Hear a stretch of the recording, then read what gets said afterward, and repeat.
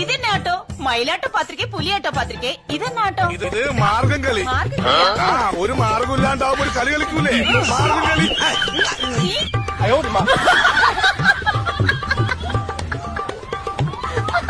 Hello guys, എല്ലാവർക്കും പുതിയൊരു വീഡിയോയിലേക്ക് സ്വാഗതം. അങ്ങനെ രേഷ്മ തങ്കച്ചനാണല്ലോ ഇപ്പോഴത്തെ സോഷ്യൽ മീഡിയയിലെ ചർച്ചാ വിഷയം. ഇനി രേണു സുധി എന്ന് പറയുന്നില്ല, പകരം രേഷ്മ തങ്കച്ചൻ എന്നാവാലോ. അപ്പൊ എന്തായാലും തങ്കച്ചനെ വിളിച്ചിട്ട് നാട്ടുകാര് പൂരെ തെറി പറഞ്ഞുകൊണ്ടിരിക്കുകയാണ് കേട്ടോ. കാരണം മകൾ ഇമാതിരി അപരാധമല്ലേ കാണിക്കുന്നത്, ഇത് കാണുന്ന ആൾക്കാർ പ്രതികരിക്കുമല്ലോ. എന്തായാലും നമ്മുടെ രേഷ്മ തങ്കച്ചന്റെ ഫാദർ ആയിട്ടുള്ള തങ്കച്ചനെ വിളിച്ചിട്ട് ഒരു ചേച്ചി കുറച്ച് കാര്യങ്ങളൊക്കെ പറയുന്നുണ്ട് കേട്ടോ. അതായത് മകളുടെ അപരാധങ്ങളെ കുറിച്ച് ഒരു മുന്നറിയിപ്പ് കൊടുത്തു. ഇതിനൊരു അവസാനം ഉണ്ടായില്ല എന്നുണ്ടെങ്കിൽ നാട്ടുകാര് കേറി തല്ലും, രേഷ്മയെയും തങ്കച്ചനെയൊക്കെ കേറി തല്ലും. ആ കാര്യത്തിൽ ഒരു സംശയമില്ല. എന്തായാലും നമുക്ക് ആ ഒരു ചേച്ചി തങ്കച്ചനെ വിളിച്ച് പറയുന്ന കുറച്ച് കാര്യങ്ങളുണ്ട്, അതിന്റെ വോയിസ് ഒന്ന് കേൾക്കാം.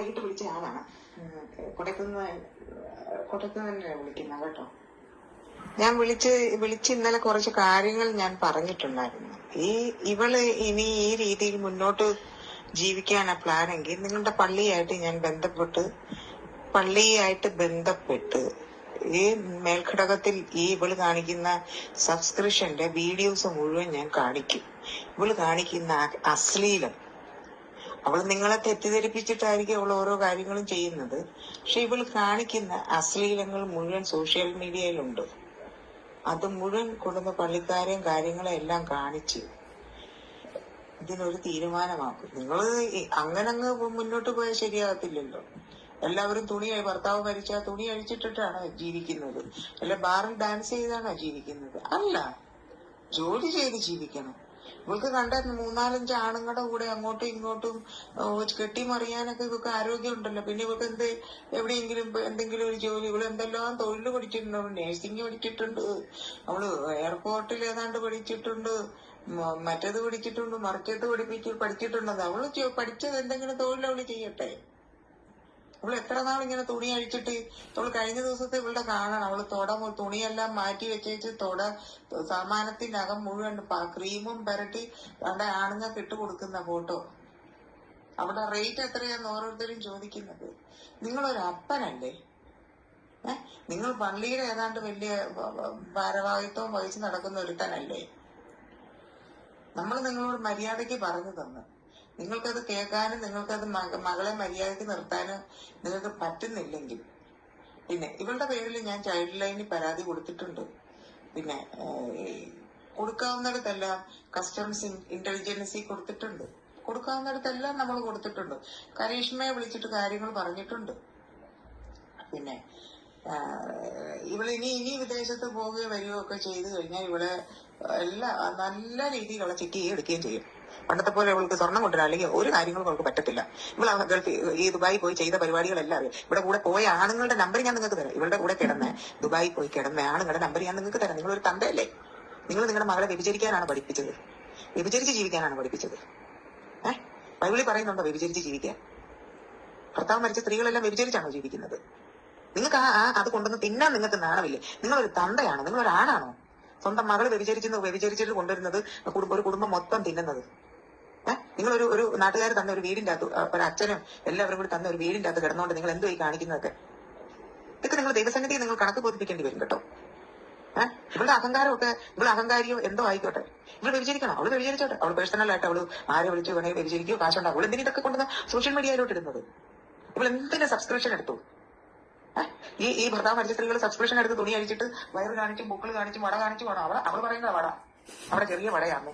നിങ്ങൾക്കൊന്നും കാണുന്നില്ലേ? ഒന്നും കാണുന്നില്ലേ? നിങ്ങൾക്ക് പോയി ആത്മഹത്യ ചെയ്യും. ഇത് മകളെ മര്യാദയ്ക്ക് നിർത്താൻ കഴിവില്ല. എന്തിനിങ്ങനെ നാട്ടുകാരുടെ മുന്നിൽ? നിങ്ങളുടെ അച്ഛന്മാരെ ഞാനൊന്ന് കാണട്ടെ. നമ്മുടെ പള്ളിയിലെ കൊണസാണ്ടന്മാരെ എല്ലാവരും ഞാനൊന്ന് കണ്ട് ഇവളുടെ ഈ വീഡിയോസും കാര്യങ്ങളും എല്ലാം കൊണ്ടുവന്ന് കാണിക്കുന്നുണ്ട്. കാണിച്ച് ഇവൾ എന്താ ചെയ്യണമെന്ന് അവരറിയണമല്ലോ. അതിന്റെ ഇത് നിങ്ങളോട് അവർ ചോദിക്കും. ഈ പള്ളിയിലെ ആൾക്കാർ നിങ്ങളോട് ചോദിക്കും. അതുപോലെ കഴിഞ്ഞ ദിവസം ഇവിടെ മാനേജർ എന്ന് പറഞ്ഞു. ഇവിടെ മാനേജറും ഒന്നുമല്ല, ഇവളുടെ കൂട്ടിക്കൊടുപ്പുകാരി. അല്ല, മാനേജറൊന്നും അല്ല കരീഷ്മ. കാരണം ഇവിടെ പോലുള്ള ഒരു ലോ ക്ലാസ് 2 തരത്തിന്റെ മാനേജർ ഇവിടെ കൂട്ടിക്കൊടുപ്പുകാരി. ഇവൾക്ക് ഇതുപോലെ ആണുങ്ങളെ കൂട്ടിക്കൊടുത്ത് കാശുണ്ടാക്കാൻ അതിന്റെ പങ്ക് ഈ കരീഷ്മയെ പറ്റും. അവളുമായിട്ട് ഞാൻ സംസാരിച്ചപ്പോൾ അവള് പറഞ്ഞ എന്നാന്നറിയാം, ഇവൾക്ക് എന്തും ചെയ്യാനുള്ള കോൺഫിഡൻസ് ഉണ്ടെന്ന്. ഇവൾക്ക് എന്ത് ഇവള് ചെയ്യും. ഇവൾക്ക് എന്ത് കാര്യങ്ങൾ ഞാൻ കരിഷ്മയോട് ചോദിച്ചു, നിങ്ങൾ നിങ്ങളുടെ വയറ് കൊണ്ടുവന്ന് കാണിക്കുമോ, പുക്കള് കാണിക്കുമോ, നാട്ടുകാരെ ഇങ്ങനെ കാണിക്കുമോ, അല്ലെ ക്ലീവേജ് എന്ന് പറഞ്ഞ മുലയുടെ 2 സൈഡും എടുത്ത് വെളിയിലോട്ടിട്ട് നാട്ടുകാരെ കാണിക്കുമോ എന്ന് ചോദിച്ചപ്പോൾ പറയും എനിക്ക് കാണാനൊന്നും പറ്റത്തില്ല, എനിക്ക് അതിനുള്ള കോൺഫിഡൻസ് ഇല്ല. പിന്നെ രേഷ്മ തങ്കച്ചന് പിന്നെ എന്ത് ചെയ്യാനുള്ള കോൺഫിഡൻസ് ഉണ്ടെന്ന് ഈ കരിഷ്മ തന്നെ എന്നോട് സംസാരിച്ചത്. എന്തായാലും ഞാൻ പരാതി കൊടുത്തിട്ടുണ്ടല്ലോ, എല്ലാവരും കാര്യങ്ങളും എല്ലാം അന്വേഷിക്കട്ടെ, കാര്യങ്ങൾ എവിടെ വരെ പോകുന്നെന്ന് അറിയണമല്ലോ. എന്താ അല്ലേ, തന്തയും കൊള്ളാം മോളും കൊള്ളാം. മോൾ ഇമാതിരി അപരാധമൊക്കെ കാണിച്ചു കൊണ്ടുവരുന്ന കാശ് കണ്ട് തങ്കച്ചൻ അങ്ങ് മതി മറന്നുപോയി. അതുകൊണ്ട് തന്നെ ശരി ഏതാ തെറ്റ് ഏതാണെന്നൊന്നും ഇപ്പൊ തങ്കച്ചൻ നോക്കുന്നില്ല. പണം അതുപോലെ തന്നെ അനങ്ങാതിരുന്നങ്ങ് തിന്നാലോ, ലക്ഷക്കണക്കിന് രൂപയല്ലേ മകൾ ഉണ്ടാക്കിക്കൊണ്ടിരിക്കുന്ന. അപ്പൊ പിന്നെ മകള് ചെയ്യുന്നത് തെറ്റാന്ന് തങ്കച്ചന് പറയാൻ പറ്റുമോ? എന്തായാലും നമ്മളുടെയൊക്കെ അഭിപ്രായം ഇതൊക്കെ തന്നെയാണ്. ആ പള്ളിക്കാരെയും അതുപോലെ അവിടെയുള്ള ആൾക്കാരെയൊക്കെ അറിയിക്കണം. ഇവക്ക് ആ ഒരു വീട്ടിൽ ഇനി താമസിക്കാനുള്ള യാതൊരുവിധ അർഹതയില്ല. വീട്ടിൽ നിന്ന് ഇവളെ ഇറക്കി വിടണം.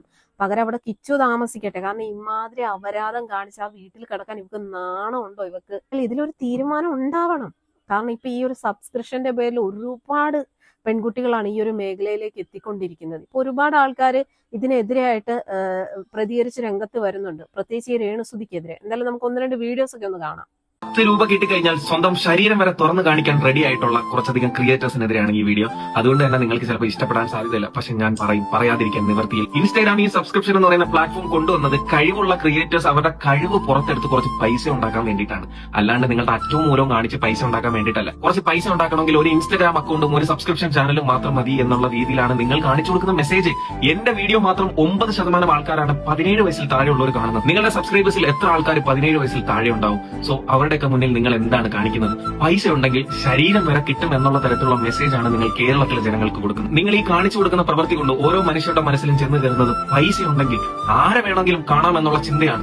നിങ്ങൾ കാണിക്കുന്ന പേക്കൂത്ത് കാരണം ഒരു സമൂഹമാണ് നശിച്ചുകൊണ്ടിരിക്കുന്നത്. കാണാൻ കുറച്ച് ആൾക്കാരും കാണിക്കാൻ കഴപ്പമുണ്ടെങ്കിൽ ഉണ്ടാവേണ്ടതല്ല പൈസ. പൈസയ്ക്ക് വേണ്ടി സ്വന്തം ശരീരം വിൽക്കുന്നതിനേക്കാൾ കെട്ടിത്തൂങ്ങി ചാവുന്നതാണ്. ഫാഷന്റെ പുറത്തും കൾച്ചറിന്റെ പുറത്തും ഒക്കെ നിങ്ങളുടെ ഇഷ്ടത്തിൽ നിങ്ങൾക്ക് വസ്ത്രം ധരിക്കാം. ഇത്തരം ആൾക്കാരെ സബ്സ്ക്രൈബ് ചെയ്യുന്നവരടുത്താണ് എനിക്ക് പറയാനുള്ളത്. നിങ്ങൾ ഓരോ സബ്സ്ക്രൈബേഴ്സുമാണ് നമ്മുടെ സമൂഹത്തെ നശിപ്പിച്ചുകൊണ്ടിരിക്കുന്നത്. നാളെ നമ്മുടെ മക്കളും പരമ്പരയും സുരക്ഷിതരായിട്ട് ഈ സമൂഹത്തിൽ ജീവിക്കണമെങ്കിൽ ഇന്ന് നിങ്ങൾ കാശ് കൊടുത്ത് വളർത്തുന്ന ഇത്തരം തീട്ടങ്ങളെയൊക്കെ വലിച്ചെറിയ തന്നെ വേണം.